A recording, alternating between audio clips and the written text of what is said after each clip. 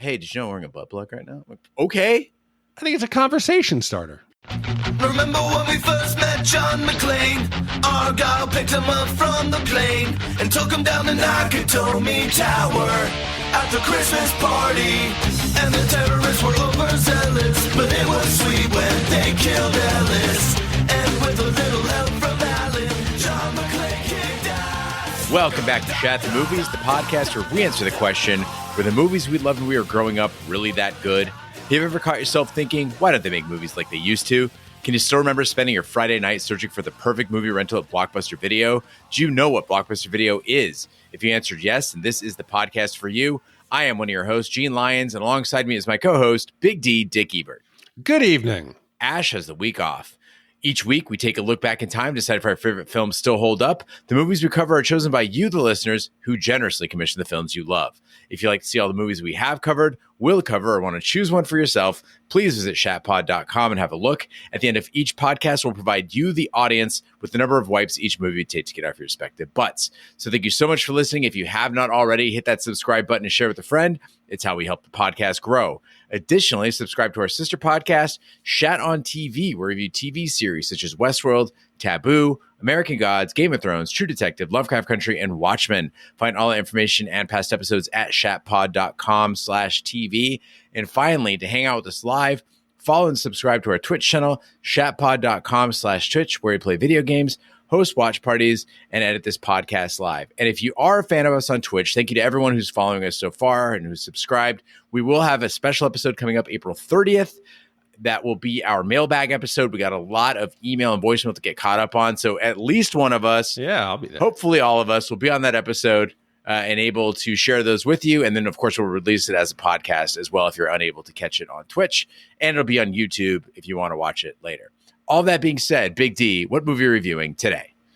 So, Gene, lately we've been doing some obscure films, some films that are not necessarily the biggest of blockbusters, but they've been great movies to do. Last week we did our first anime, Ninja Scroll, so I was in unfamiliar territory. Tonight it is going to be a very different case. One of our great listeners, Daniel M., he commissioned the 1981 Army comedy Stripes. And our commissioner, Dan from Park Ridge, good friend of the podcast, wrote in and said, the fact that In the Army Now got a decent score means Stripes should earn a 0. But my guess is it ends up at a 2 for reasons I cannot now predict. I feel Student Bodies was fairly judged, and I hope it never gets replaced at the bottom of the list, so I look forward to your review. I was probably 9 the first time I saw Stripes, and while I had to make do with the WGN version with all the naughty bits removed, it was still the most quoted movie of my childhood. Also, a suggestion, maybe about 4 times a year, you could auction off a week to the highest bidder and give the money to charity. If you're ever going to consider this, let me suggest Pause for Patrick. We help connect young people with mental health issues with emotional support animals. We even provide up to $500 to obtain and or train an ESA. I'm a therapist and I write free ESA letters so families can have an animal in their dwelling or college students can have their animal with them on campus. Thank you for all you do. Your podcast helps countless people with their mental health by laughing with us about the movies of the past and helping us escape for a while. Well, Dan, I think that sounds like a great idea. I don't know if we could do 4 times a year just because of how backlogged we are on episodes. Again, we are booked into 2024 right now, but I do think a Shat Day of Giving would be fantastic. Maybe once a year, we can auction off a date and do that movie, kind of skip the line, do it as a special episode, and have people know that the money will be going to a good cause. If you are interested in Pause for Patrick, everybody, we'll put that in the show notes as well, so check it out there wherever you get your podcasts. And also, one last thing, I want to fact check Dan. Dan said that In the Army Now did surprisingly well. We gave it a 3.17. Nobody scored it any higher than a 3. Dan is on the right page, though, when it comes to our scoring system. People hear us give a 2 and they get so frustrated. I'm like, no, 2 is not bad. 2.5 is not bad. Even 3 is just kind of like, it's slightly below average. Really, until you get into the 4 territory, we're not saying this movie is dog shit. You got to weight the wipes. Well, Stripes is a 1981 war comedy directed by Ivan Reitman and starring Bill Murray, Harold Ramis, Sean Young, and John Candy. John Larroquette, Judge Reinhold, Dave Thomas, and Bill Paxton also appear in some of the earliest roles of their careers. Bill Murray stars as John Winger, an immature taxi driver who decides to enlist in the Army with his friend Russell Ziske. The film received generally positive reviews from critics and audiences and was a commercial success. So Big D, we always ask where you were when you saw the movie and what your memories are of it. What do you remember about Stripes? Well, Dan, I want to thank you. This movie was like a warm blanket. This was like a worn-in pair of jeans or a pair of sweatpants. It was so comfortable. For me, this was a movie I saw in the early 80s, HBO, after my parents had gone to sleep. I have such fond memories of this. Even though I've not watched it in at least 30 years, I could remember every scene. I was constantly smiling from beginning to end. It was different watching it this time, being an adult and having gone through, service in the Army and basic training. A lot of the adult stuff I got that I didn't, but it was great to go back and watch this again. And it surprised me in a lot of ways. The amount of boobs and also some scenes I could have sworn I'd never seen before. So Dan and I have quite a bit in common. I used to live in the Chicago area, and I also watched this movie as a kid on TV and did not realize at the time how heavily sanitized the version of Stripes was. I just remembered it as that movie where Bill Murray marches around with his hat backward and yells, "That's a fact, Jack." I had no idea until this rewatch. Stripes was the king of surprise 80s boobs. Just incredible breasts. I mean, they look fantastic. There's not a bad boob in this movie, and they're flying in left and right for absolutely no reason. Yeah, in situations that you normally wouldn't expect them. Hey, boyfriend, girlfriend breakup, got to see boobs. Obviously, peeping Tom boobs, but just boobs everywhere. That should have made this movie legendary among kids my age. This should have been right up there with Flash Gordon. All right, let's hit the trailer. You're a bum, and that's all you'll ever be, a bum.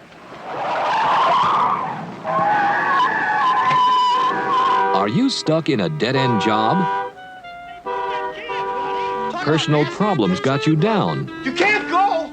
All the plants are gonna die! I've lost my job, my apartment, my car, and my girlfriend. Well, the Army can turn your life around. Before I knew it, she was walking next to me, singing, do I did it, dum did it, do. Join a whole new breed of professionals. Oh my God, mama! Learn what it's like to feel like a man. Get your body into incredible shape. Those muscles. Master important career skills. What are you going to do with that? This and this. And represent your country in foreign lands. Chicago! Bang, bang! So if you're a man who likes to take charge of your own life, You're different! You're weird! You're a mutant! You're a killer! You're a trained killer! You're a lean, mean, violent machine! I'll do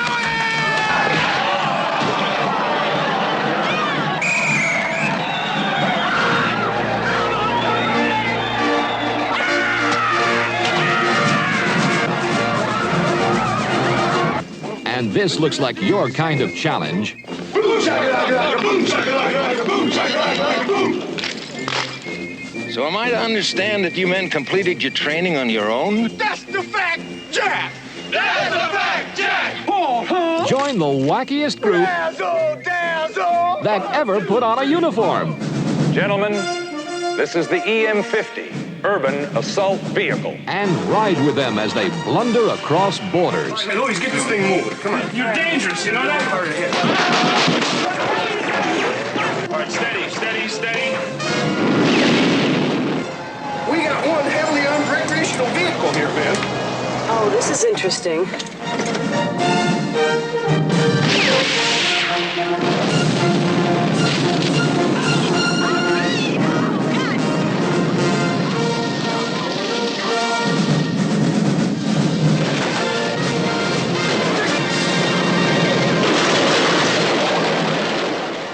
Boom, shakalaka, boom, shakalaka, boom, shakalaka, boom.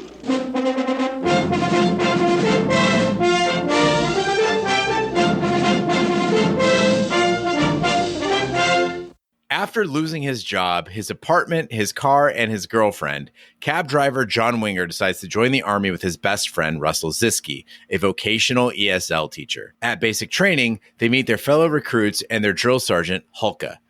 One recruit, the overweight Dewey Oxburger, wants to slim down and be respected. John irritates Sergeant Hulka with his slacker attitude.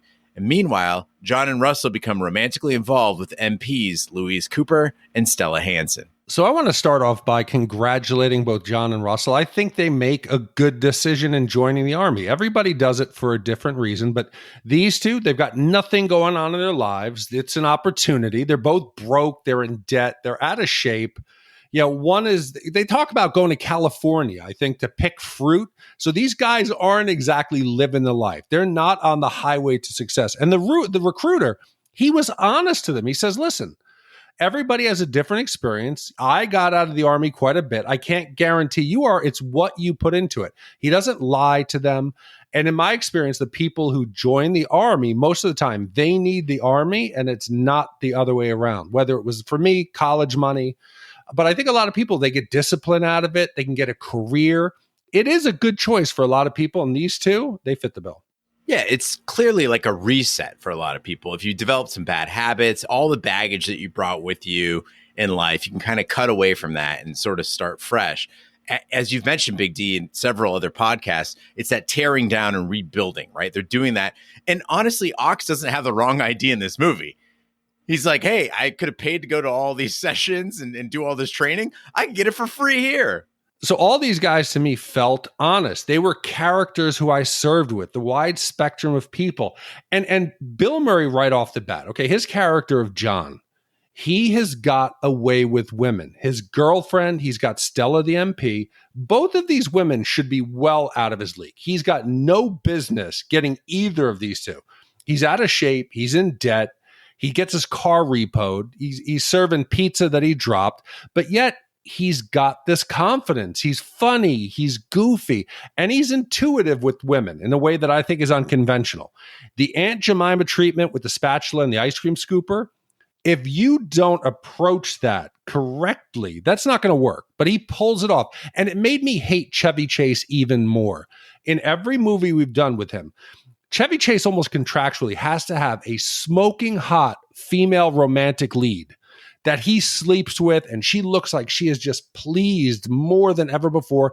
And this movie shows what confidence and what that charisma should really look like. I don't feel like he was charismatic throughout the movie, though. Like in the beginning, I really hated this character. Like these early movies that he did, really most of the 80s, he was playing an insufferable brat. Like he is rude to the customer for no fucking reason. She's a rich lady. You're a driver. And he's being a complete brat, but that's different from Scrooged. Because I love Bill Murray in Scrooge. In Scrooge, he plays a prick.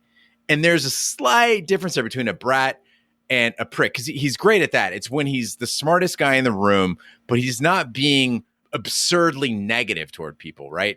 Stripes gave us different looks at Bill Murray that really helped round out like who he is as an actor. He was irritating at times, but he was very endearing at times. So as I mentioned, the cab scenes, irritating. That breakup scene that he has, though, with his girlfriend and the Army interview, he's fantastic. He's funny. You get why people would like him. You cannot help but root for the guy, as opposed to the way he originally showed up in the first 10 minutes of the movie. But I think there's a parallel between John and actually Bill Murray. We've complained before that Bill Murray takes himself way too seriously in the second half of his career. Here, he's not. He's the butt of his own jokes. He realizes, yes, he's an asshole to everybody, but he's an asshole to himself. He knows he's worthless. So that is something that's missing from a lot of characters. And also, I think that at this point in his career, he had just started acting. He left SNL. He did Meatballs in 79, Caddyshack, then Stripes a year later, Ghostbusters. At this point, he cared. He was a hungry actor putting it in. You could see him making an effort, and I think that's missing from a lot of his later roles. We mentioned in the intro to this podcast all the guys who kind of got their start in this movie, or at least it was one of their earliest roles. And there's a scene where they're at the bus depot. Everyone's getting on their bus, and the MPs are kind of ushering them in. And you just see across this bus depot just a bunch of riffraff, bunch of miscreants. You know, they nobody looks like they are Army material. And then, boom, from the side of the screen jumps in John Candy. And I literally yelled, "Hey!" when John Candy came sliding on the screen. He's got the sunglasses, the shaggy hair. He is like prime John Candy. And I thought to myself, could you imagine being in the theater in 1981, John Candy pops up in the movie. People must have been screaming from the rafters, "Oh shit, it's John Candy." But then I realized, oh no, just like Bill Murray, this is young, hungry John Candy. This is before Uncle Buck, before Spaceballs, before Harry Crumb, before The Great Outdoors. John Candy, he was a known actor at this point for sure, but he had not hit superstar status. And it is just wild to think that this movie captured all these guys just getting their cinematic starts. Yes, and John makes that comment about, I'm in my late 20s. I was like, holy shit, these dudes look much older. But he was 31 at the time. Murray was 31 when they filmed it. Wouldn't a 30-year-old feel like horribly out of place in basic training, especially one who looks like Bill Murray? Well, I joined at 20, I'm doing the math now, 26. I joined after college. So yes, I was older, and I think it didn't affect me in a negative way because I'd already gone through college. So I kind of was more mature. I could see what was going on. I could see through the different techniques they were using. But at the same point, I was the focal point of all the drill sergeants' wrath because they immediately pulled up everything I was getting. They're like, oh, $40,000 in loan repayment, $12,000 in bonus. You're going to earn every one of those fucking pennies, college boy. Wait a second. I was the focal point. They get a file about your financial situation? They knew everything the Army gave me. No. Yes, they pulled me in. And dude, I had to work it off until I earned their respect. But those first few weeks, it was tough. Well, after Hulka discovers that John and Russell have briefly gone AWOL, he orders Russell to scrub garbage cans and gives the rest of the platoon 2 weeks of kitchen duty. He tells John that he will never make a good soldier and invites John to attack him. When John throws a punch, Hulka dodges and hits him in the stomach. That night, Russell catches John attempting to flee and reminds him that it was his idea to enlist. So if you're listening to this podcast, you haven't seen this movie in a while, you might be imagining Sergeant Hulka like Sergeant Hartman, right? Like, Hulka's not that bad. I really liked Sergeant Hulka. Yeah. He was the typical drill instructor, but he wasn't sadistic like Sergeant Hartman in Full Metal Jacket. Like, he wanted to hear the soldiers' stories. He seemed to only pick on Winger because Winger was a punk. Like, Winger was being arrogant. He was being an asshole. He was making jokes, and he was sort of demoralizing the rest of the group.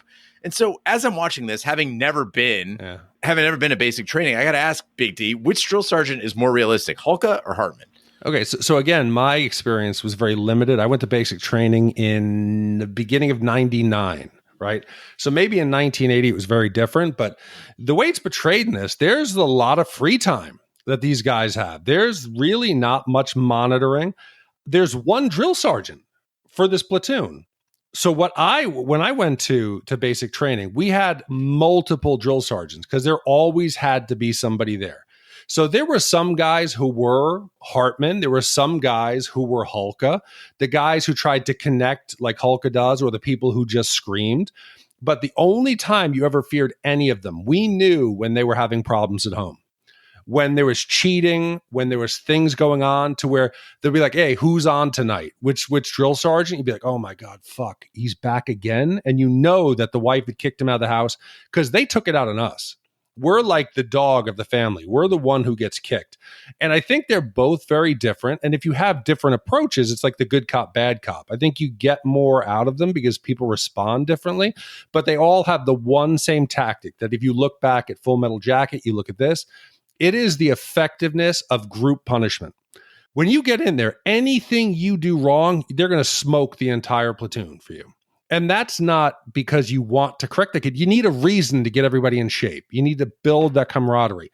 It lets the platoon or the company like control and police itself because you can't have a drill sergeant everywhere. But when the group punishes, it gets the best discipline and it gets actually the guys to get on board and to be a cohesive unit quicker. But watching it this time, different from being a kid, having already served in the Army, I love the fact that the true butt of the joke in this entire film is the military officer. So anyone out there who's never served, the basic difference between enlisted and officers, enlisted are the workers. The officers are the management. And the management either comes from one of the academies like West Point or they've done ROTC. And they come in. So you have a fresh lieutenant who's going to come in and, like Holka, be in charge of a guy who's been in the Army for 28 years, who's proficient, who knows. He's going to be expected to hold that officer's hand, but at the same point, the officer is the one in command. And Stillman is absolutely cringeworthy. I'm picturing him with his little scarf. Maybe that was part of the 80s outfit, that this guy went to ROTC because his dad was in the Army, and he does not think he needs to earn respect. He wants it to be given, and he doesn't take any responsibility from peeping on the girls in the shower with his little telescope or the whole mortar incident. He is the fucking idiot, and I love that they make fun of the officer. As a multi-year ROTC veteran, I will tell you that it's called an ascot, sir. An ascot. Is that legit? No, it's not. Yes, we had ascots as part of our drill ensemble. You had an ensemble? Yeah.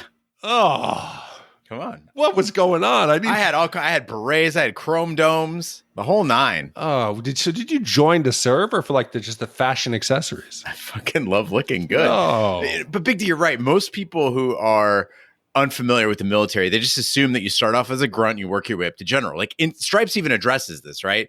John and Russell are talking, and they're like, oh, maybe in a couple of years I'll make general.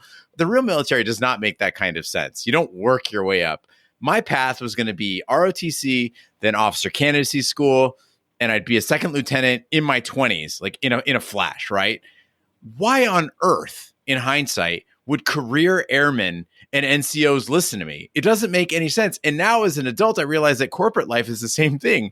We get CEOs that come in, or board members who have no idea what it is that we do, but they're somehow calling the shots. Yeah, so this is basically, it's the same. The higher you go up the chain, you're usually the people who don't deserve it and have the least amount of knowledge. Now, I understand this is a comedy, so we shouldn't be taking it that seriously. But there is a scene where John and Russell sneak onto an aircraft, and then these like airborne rangers, the special forces unit, shows up. We're going on a jump, and they're just along for the ride. And Russell's he's on acid. Yeah. And I get it. Like, the point the movie's trying to make is, look, they link up to the cable. They're tethered up. Is that what you call it? Static line. Yeah. Static line. Thank you. Yeah. They're doing a static line jump. Yeah. If I were on an aircraft, yeah, you stand up, hook up, shuffle to the door. Yeah. If I stood up, hooked up, and shuffled to the door, yes, what would actually happen? Okay, I want to preface this with a little disclaimer. I am a 5-jump chump, is what they call. Okay, so I went to jump school. Sounds sexy. I got my wings. I tried to get stationed in Vincennes, Italy. Did not. So after I went to jump school, I never had the opportunity to jump again. So mine is based off of my 5 jumps alone. What you would have done is you would have ruptured something. You would have broken your leg. You would have been hurt. They're not the Golden Knights where you're like doing all these crazy acrobatics. These are like, from what I understand, they're meant for cargo, and it's meant to get you on the ground as soon as possible. Because normally you're flying in low, people are shooting at you. So the object is to make them just get to the ground quick. And they do. So when you learn a PLF, like a parachute landing fall, you're supposed to hit in a specific way, like the balls of your feet, then the calves and the thigh, then on your ass, and you kind of roll over. Basically, it's like throwing yourself on the ground like a child. If you jumped off like the roof of your house, you'd have to hit the ground and kind of roll like you see like in parkour, those guys do. When they jump and you roll to disperse the energy. That's what you do. Because when you come out there on your static line, you're going one right after another, right? The problem is when you get too close to someone else. If you go over their parachute, right? Their parachute steals your air. So the two of you either start leapfrogging down, or you could actually run across the top of their chute. You could get entangled in it. You would have been more dangerous to other people. And I was what they called a heavy drop. When I went through, I was probably still only like 240 at the point. But you could put me as the last guy in the chalk to go out of the airplane, and I would be the first one to hit the ground. Because those chutes, there's no pretty landing. You just pray you don't hit something hard, and you just check your bones, you get up, and you march on. So you're not going to be dancing your way out of a Colombian guerrilla camp to Cuando? No, but I thought I was on acid because this scene comes up, and I do not remember it. I'm like, they're getting on a plane. They're going to Colombia. What the hell was this? But it turned out that this was the extended cut that we watched. Yeah, surprisingly, both of us, unplanned, watched the extended cut, and I think it's better. For those of you who have not seen the extended cut, there's a longer AWOL scene. There's a little more time at the hotel in Germany, a little more sexy time. And then you also get like explanations as to how they end up doing things like, as we'll hear about later, guarding the EM50.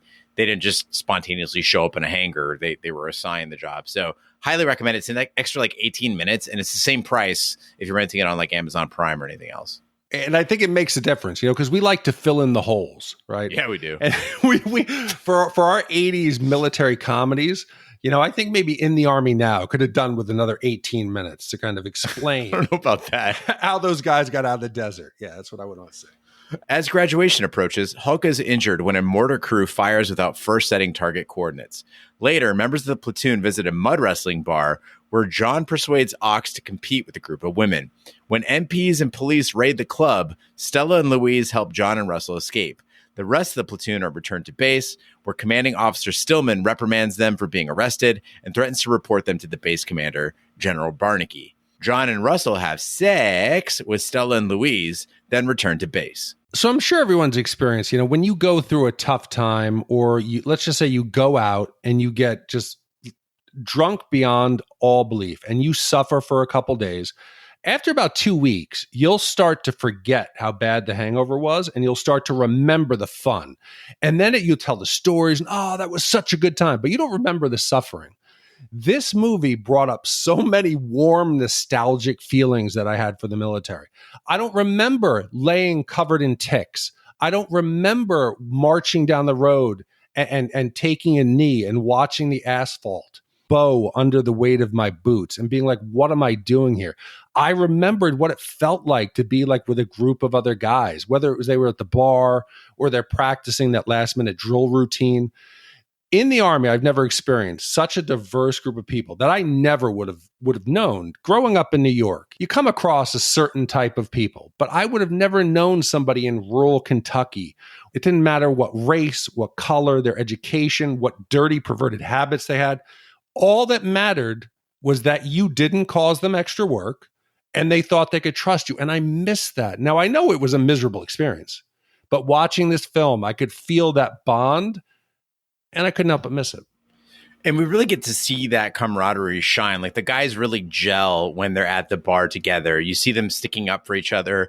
But the whole time I'm wondering, what is the business model of this bar? This bar is called the Pom Pom. It looks like it's just off the main drag, like a honky tonk in Nashville, basically, right? Off of Broadway. Mm-hmm. The host seems like a karaoke host. There's a guy who's like legit in a suit. He's hosting the thing. You think that he's going to invite people up to sing, but no, instead there's ladies who are dancing on a stage, but there's also like strippers who will come down and give you a lap dance in the main room while there's mud wrestling going on that you can gamble on. But then there's also like two like Chippendales dancer dudes who are just hang out there. And then it gets raided by the cops, which you would imagine if it's on the strip and this is their business, why are they getting raided? Yeah, this is like a stripper superstore. This is like the Walmart. You've got every department. And yes, why do those girls get upset when their tops get taken off? Everyone else is naked. You're in there mud wrestling. It would be expected. But a bigger issue, I got to say, okay, and maybe this was just all the places that I was stationed. I never saw a level of talent as this place. Everyone looked good. I remember the places we would go, there were bullet wounds. There was like C-section scars. Not that that's something but you don't normally want that with your professional dancers. But a bigger problem is a business model, Gene. They put out multiple girls on stage at a time. You need to build anticipation. You keep the A-list back. You hype it up. You get them excited. Instead, they flood the floor. Dudes are paying $1 and $2 instead of getting top dollars for these girls. I mean, that's kind of what the movie's doing, though, right? You paid $4 to get in, and you're just going to see titties, titties, titties. This movie is horny as fuck, and it might feature my favorite 80s comedy sex scene. Again, I think this is only on the extended cut, but you get John and Stella. They're going upstairs to General Barnaky's bedroom, and you're thinking like you're going to see them doing it by the fire, doing it in his big 4-post bed. No, this trunk opens up, and John just says, well, that was interesting. It started to get a little bit weird there because he implied that he was going to use a golf club. And then later in the movie in Germany, he says that he's got like a whole suitcase of toys. Personally, I'm pretty meat and potatoes. I've mentioned it before on the podcast. Not big on toys. I figure you, big dude, big physical dude. Yeah. I would not imagine toys to be brought into the equation. Yeah. But again, you've been married for a while. No, I think I think toys make me feel adventurous. I think that earlier on in our relationship, I think there was some toy activity. I think if I was single today, I think I'd be more about it. Because now, back when I was younger, I mean, I'll be 50 this year, everybody. Woo. Back when I was younger, it was like a wide range of toys for the ladies.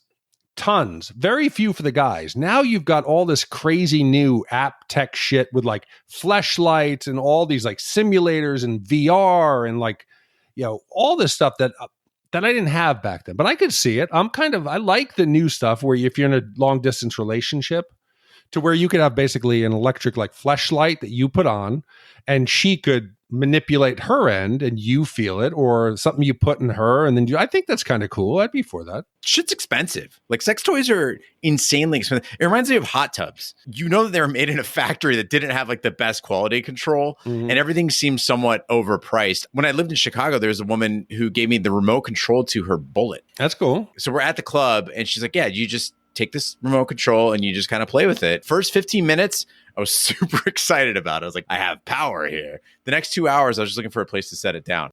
I felt like a Bond villain. I think the club is not the right location. Maybe a dinner, maybe the library. Ball game. A professional environment, I think, could be exciting. A business meeting, something where the person is forced to act like nothing's happening. On that note, butt plugs. Yeah. What is the fascination? I'm like still trying to figure this one out.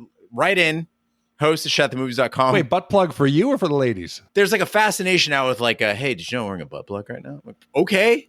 I think it's a conversation starter. It's like what do they call it? Vajazzling? Did that actually happen though? I think it does. It's like I told you in one of the early podcasts that my friend Jeff, I was the best man at his wedding. He was the best man at mine. Yeah. He used to use the line, I'm going to go home and jerk off. Do you want to watch? I think the butt plug is the modern day female version of that. The person can take with it and do with it as they might. They can be like, oh, okay, that's kind of cool. And then just go about your day. Or you could be like, can I see it? And then that just opens the pathway towards intimacy. Do women need that? They might think they do. Alternatively, what we can say, hey, I have a butthole. You want to see it? Yeah. Yeah, but I think women always feel like they have to do more. If they knew how low the bar was set to get some guy, they would be disappointed in all the effort they put in. If only we knew a woman. She could tell us what's going on. Yeah. John motivates the platoon with a speech and begins preparing them for graduation. After a night of practice, they wake up an hour late for their ceremony. They rush to the parade ground where John leads them in an unorthodox drill display. Impressed, Barnaky assigns them to a secret project in Italy. There, the platoon is reunited with the recovered Hulka and tasked with guarding the EM-50 urban assault vehicle. John and Russell steal it to visit Stella and Louise in West Germany, and when Stillman finds out, he launches an unauthorized mission to retrieve it against Hulka's objections. I was convinced that this movie ended at, that's a fact, Jack. They graduated and that was it. It seemed like a triumph. They overcame the odds, happy ending, and it sets you up for like a part 2, Stripes 2, where they go to Europe. Instead, they made graduation day feel like the end of the movie, and then you kind of didn't care as much about Germany, Italy, and Czechoslovakia, where a lot of funny shit happens. I had already finished my metaphorical popcorn and soda. Like, there's really enough to play with in that European plot that they could have made it into a full second movie, right? So imagine that it ends at graduation, Stripes 2 comes out, and they've been assigned to Italy. They got to watch this EM-50 and all the things that happen along the way. It really could have been its own 90-minute movie right there. It's over 2 hours long, the version we watched. And you never see an 80s comedy go that long because you start running out of material and it becomes repetitive. And we've talked about how Top Gun led to Navy recruitment and pilot like recruitment going up and how the Navy was part of it. I was shocked. The Defense Department loved this script. They loved it so much that they let them shoot at Fort Knox, and recruitment actually went up for the U.S. Army because of this film. I think if you take off that big action scene where they're the heroes, they go in and they make the Russians the pussy Russians look stupid and they come back home as heroes. On the page, I could see how the Defense Department's like, wow, this is great. They're going to go in there with this new secret weapon and they're going to show how America's the best. So I could see how they sold it with that. But you want this as like a sequel to this? I have something crazier that I thought of. I'm gonna create some Stripes canon. I'm gonna build a world here for people. I believe if you're old enough like we are, you have to have seen Spies Like Us. I want to believe that this takes place in the same universe. This is the Stripes Spies Like Us extended universe. I thought it would have been amazing if we saw Emmett Fitzhume and Austin Milbarge. They encounter Russell and John during their either spy training, we see them in the background, or even better, at the end when they're in Russia and there's the mobile SS-50, the ICBM, the launcher, and they're in the looks like Siberia in the forest, that we see them, that Murray, Candy, Ramis, Chevy Chase, and Dan Aykroyd all come together in this final scene. They're going to take down the corrupt CIA, or it's the Russians. They're going to like deactivate the ICBM. But then I go back to my same Chevy Chase problem. Chevy had to have that hot actress that he could have sex with as the missiles going off, Donna Dixon. So there's no way this could have happened. But this would have been great to get all the big time old SNL stars together and have there be some universe where they existed. Well, Big D, I don't know how to tell you this, but after 300 episodes and more that we've done together, I need to reveal that this has actually been an extended job interview for you to become a producer at Marvel. You finally made it. You understand how to link up these movies and make one big universe of blockbuster films. And so congratulations, you're hired. I could write a Mandalorian episode. Yeah. I think if I wrote a page, then you couldn't read mine, and you write your page, then I write a page. We could stitch them together, and it would be better than season 3 of The Mandalorian. Stillman inadvertently leads the platoon across the border into Czechoslovakia. Halka jumps from the truck before the Soviet army captures it, and he sends out a radio distress call that John and Russell hear. John, Russell, Stella, and Louise use the EM-50 to rescue the platoon with aid from Halka. Upon returning to the U.S., John, Russell, Louise, Stella, and Halka are each awarded the Distinguished Service Cross. Halka retires and opens a restaurant franchise. John, Russell, Ox, Louise, and Stella are featured in various magazines, and Stillman is reassigned to a weather station near Nome, Alaska. I want to start off by talking about the EM-50. I love the design of this Winnebago, this RV, and how this is not included when we do our list of 80s vehicle. Now, I'm not going to say this is the DeLorean. This isn't up there in the upper echelon, but this is on par with like Kit or the General Lee. I think even Ecto-1, that Dodger from The Wraith, or even in Cobra Stallone's Mercury, or even the family truckster, I'll say. Let's go with Chevy Chase. But the EM-50, it is so badass. It comes out there. It's heavily armored. It's got these roll-up shutters. It's got these weapon systems that at the time you're playing like video games. They got a periscope so you can drive with the armor down. It's got a flamethrower, rocket launchers. It's got different various weapons for fighting infantry.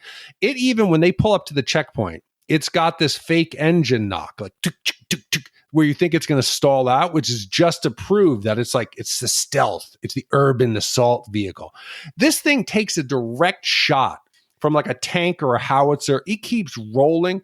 This thing is badass, and this should be higher up there in the pantheon of 80s movies and TV vehicles. If people out there don't remember this, it looks like the Sweet Pickles bus. It's so good. It's so cool. And it's OP as fuck. This thing managed to infiltrate and heavily damage a Soviet stronghold with 0 casualties. It's that precise. But Gene, how great was the transformation? Like the transforming it from a stock like RV, a recreational vehicle, to when the sides drop, the rockets come up. This has to have been 50% of their budget. Practically, it was a great effect. I would have spent another $5,000 on those flamethrowers, though.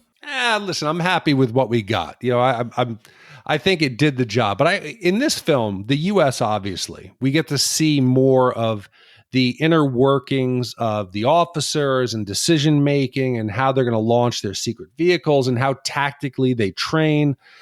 Here we get to see the Russians and how they handle prisoners and they handle guarding their base, and how, you know, in this entire encounter, the skirmish, behind the Iron Curtain, I don't think anyone is killed. There's thousands of rounds. They're shooting at barrels that we later see are empty, and the AK rounds are not going clean through these things like a tin can. They all escape. No one's hurt. No one's worse for the wear, except for those two guards and the hot cup of coffee in the face. I got to ask you, Gene. In a fictional world where this exists, so the new extended universe, and what we know of the U.S. and Russian armies, the capabilities, their training, their equipment, how we see them perform, who wins World War III in the extended universe? I mean, I got to go with the Soviets on this one. So during the operations in Colombia, we didn't see those special forces guys take out the guerrillas at all. When the U.S. soldiers are captured by the Soviets in Czechoslovakia, they just hand over their weapons immediately. If we're to go based on this movie, the U.S. Army has about 20 people in it. The same people who are MPs in the States are MPs in Europe. You got your drill instructor who's somehow doing operations with you now in Italy. And then when you fly home and they've already got Ox running like the drill team, there seems to be nobody in this U.S. Army. It is hollowed out. It is not battle ready. And I think I'd go with the Soviets on this one. It's a lot of cutouts. I think you're right. Yeah. I think that's what it is, because how could those two MPs get the weekend off and then fly to Italy? What do they think E4s were making back then? There's no way these girls were flying to Europe. But Gene, if I'm the Americans, this is what I do.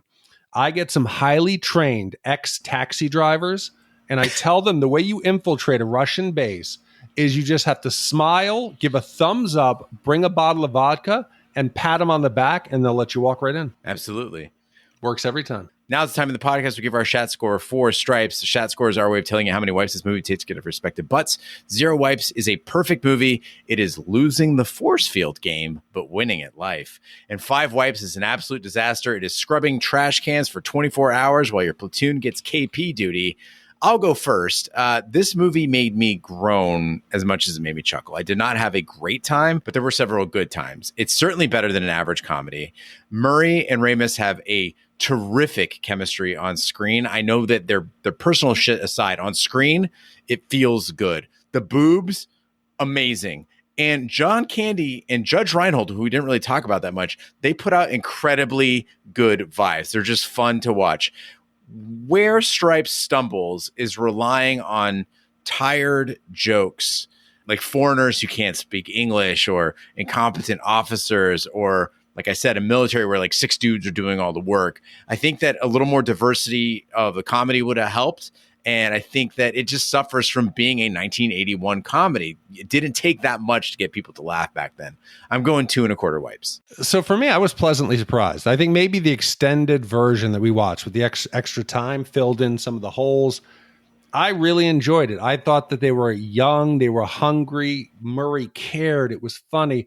And there was a lot of lines that I thought were funny at the time. And we didn't even get a chance to, like, the whole, I have to ask, are you guys homosexuals? And they look at each other and you think they're going to hold hands or something. And he said, no, but we're willing to learn. You mean flaming? Yes. So would you send us someplace special? You know, there's so many funny lines, I think, in this movie. I think you could see they had fun while they were making it. And that comes across on screen to me. This is way better than In the Army Now. I think this is 2 wipes. This is some of my favorite Murray. And I liked it. I don't know that I'll watch it again. If I survive another 20 years, I'll probably have a rewatching then. But yeah, it's 2. It's better than average. All right, with 2 wipes from Big D and 2 1/4 wipes from me, that gives us an average wipe score of 2.125 wipes for Stripes. But Gene, how do we get to this point in the podcast without talking about the outfits when Stillman is running that covert undercover mission? I don't know what he was dressed out like, the chalet or Hector with the bandana. This shit was so good. They just look like German country folk. They worked out great. I would wear any of those outfits to a beer garden near you. Oh, man, I almost want to take part of a wipe off, but I can't. So I'm going to stick with what I had. The movie's good. The movie's really good. Gene, with a final score of 2.125 repeating wipes, that now puts us, it's alone. No big log jam of movies. This is in the 145 spot. It is slightly better than Home Alone, Major League, and The Goonies. I agree with all that. Slightly worse than Crimson Tide, The Color of Money, Event Horizon, and Devil's Advocate. As a perfect Shat sandwich. I think it was perfect. We nailed it with your prediction, Dan. Big D, we got a couple voicemails to hit before we get out this episode. So let's get started with Mike calling in about Flash Gordon. I just listened to the Flash Gordon episode, and I just want to say, fuck yeah, Big D. Fuck yeah. You vote the way you want to vote. These guys, they don't understand the intentional camp, the charm, the homage, the essence of the film at all. Do I think it's a 0.5? Maybe not. But do I think you should vote a 0.5 on it? Fuck yeah. And they're wrong about Red Dawn also. And, likewise, Ash is right about Blue Velvet. You guys don't understand the surrealism that's intended in it, and that's okay. If you don't like it, vote. But you guys are bullying Big D about his 0.5. Leave him the fuck alone. I like the man for voting his heart. And Ash, I like you for supporting David Lynch. He's weird, and I often don't understand him, but I appreciate what he does. All right, guys. This is Mike in Massachusetts. Keep doing what you're doing. And Big D, vote your heart, man. I'm behind you.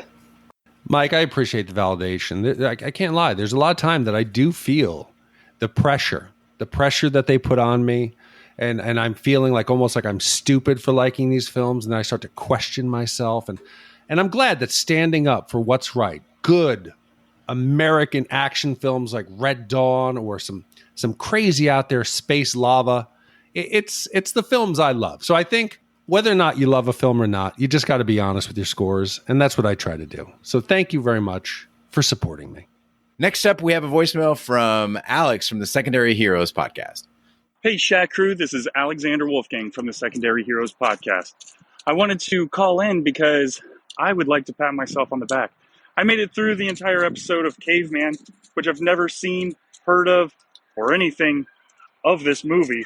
And honestly, after your review, it is probably one of the last movies I ever want to see. That was one thing. The other thing is, Gene, you said you slammed 6 beers. Gotta know, man. What's your beer of choice when you're watching these movies? Or when you're even recording your podcast? Love the show, guys. Look forward to more episodes. Now, when I was loading up Alex's voicemail, I noticed it's 3 months old. So Caveman we did back in January, which feels like so long ago, but also it's just 3 months. I don't feel as bad about being late on these voicemails, but like we said, we will get to these on April 30th, doing a mailbag episode. As for my beer of choice, when we're doing like a sixer, if we're drinking 6 beers during the recording, it's going to be a nice, delicious Coors Light. I love a Coors Light. I think on that episode I actually did Tecate Light, but Coors Light is my go-to if I'm just cruising.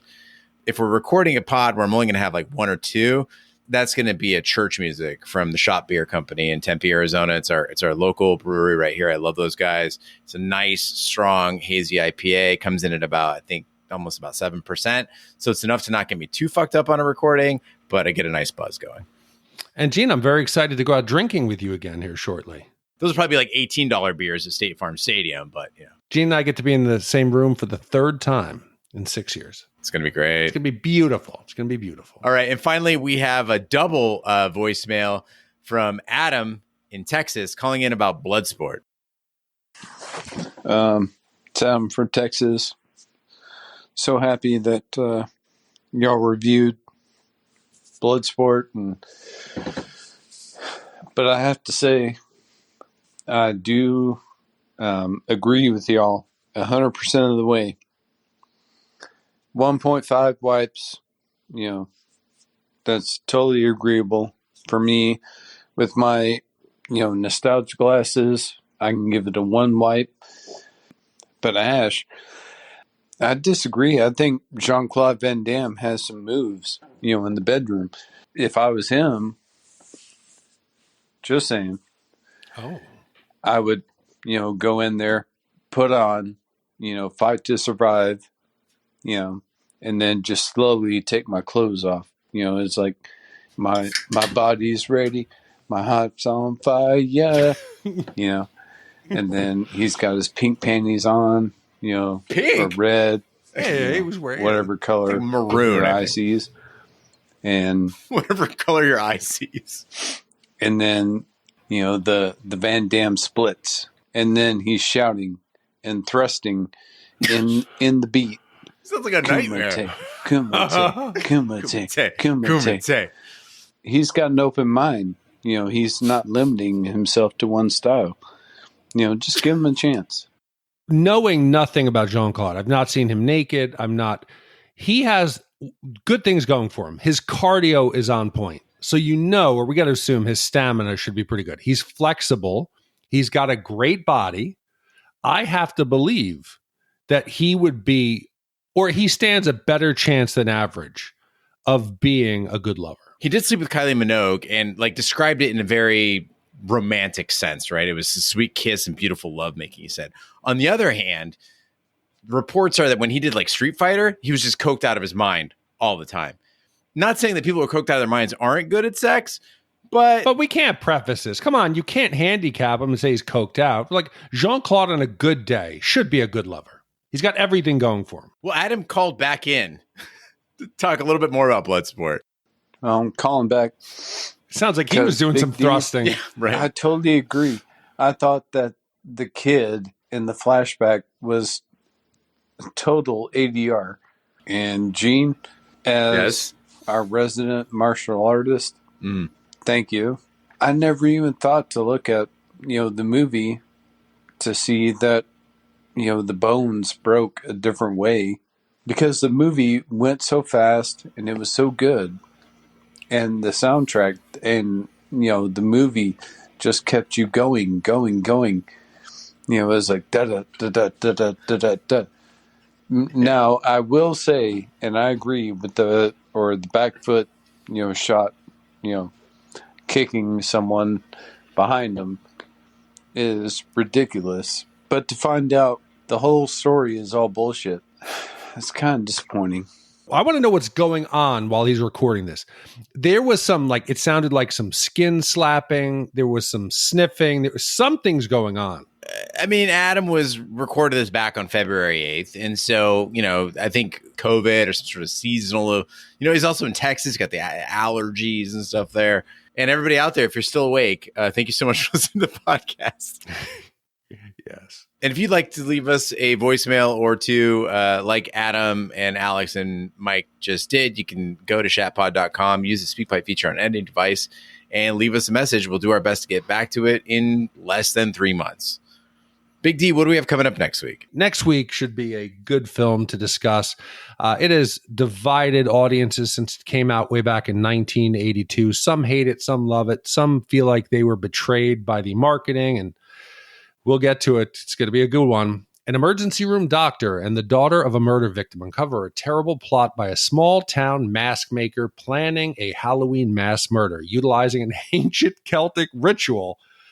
And Mike Myers is not in this one. So you should know this is not that film. But this one, I think, is creepier. And from what I remember, this terrified me as a child. It's got a great sci-fi element to it that the other movies in this unnamed series didn't have. I just remember the commercial and the jingle and just the heads turning to mush. Spoiler alert. But this really terrified me as a kid. We'll see if it holds up. Not to be missed. And it's going to give you a little bit of a spooky season right here in the spring. Hope you enjoy. Thank you, Rob T., for commissioning our upcoming film. Thank you, Dan, for commissioning Stripes. Thank you to all the commissioners who make this podcast possible. That concludes this week's episode of Shat the Movies. Be sure to follow us on social media and share with a friend. We're on Facebook, Twitter, Snapchat, and Instagram at Shat the Movies. Email us, host@shatthemovies.com. Support the podcast by shopping our Amazon affiliate link, buying our merch, or by commissioning your own movie. Find all that information by visiting our website, shatpod.com. Also, check out our sister podcast, Shat on TV, where we review TV series such as Lovecraft Country, Westworld, True Detective, Taboo, American Gods, Game of Thrones, and Watchmen. Find all that information on our website, shatpod.com/TV, wherever fine podcasts can be found, including Apple Podcasts, Google Play, Stitcher, and YouTube. Be sure to subscribe, and if you stop by Apple Podcasts, please leave a 5-star review. That helps the podcast grow. On behalf of my co-hosts, Big D and Ash, I'm Gene Lyons. Join us next week for the following movie. Revisit the 80s with Shat the Movies. It's time. It's time. Time for the big giveaway. Halloween has come. All you lucky listeners, put on your headphones and listen. All Ashes, all Gene Lyons, and all Big D's, oh my, gather round and listen. Listen. Listen. Listen.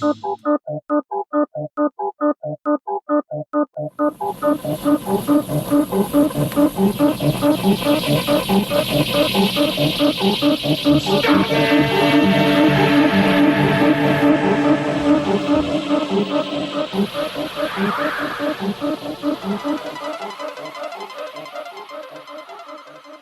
Oh, and by the way, KP duty was my least favorite part of the military. It's the worst. The fucking worst. Cleaning a tray of like 20 pounds of bacon and the grease, and it was miserable. I'll take ticks all over myself and tick checks up the ass over greasy bacon trays.